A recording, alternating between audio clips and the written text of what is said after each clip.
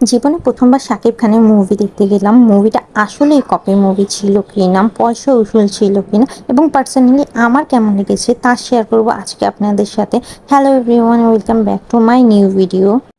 ঈদের তৃতীয় দিন আমরা গেছিলাম লায়ন সিনেমাতে তুফান মুভিটা দেখতে। আমরা অনলাইনে আমাদের টিকিটটা বুকিং করে নিয়েছিলাম।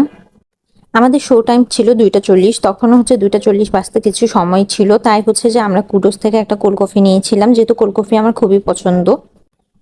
কোল্ড কফি শেষ করতে করতে দেখলাম যে উপরে এন্ট্রি করতে দিচ্ছে। তখন যে আমরা উপরে চলে গেলাম এবং লায়নের পরিবেশটা আমার কাছে খুবই ভালো লাগে। আমি এর আগেও লায়নের মুভি দেখেছি। উপরে যে আমরা পপকর্ন আর কোল্ড ড্রিঙ্কসটা কিনে একদম ঢুকেছিলাম। তারপর এই হল পুরো শো একদম হাউসফুল ছিল। শাকিব খানের এন্ট্রিটা আমার কাছে খুবই ভালো লেগেছে।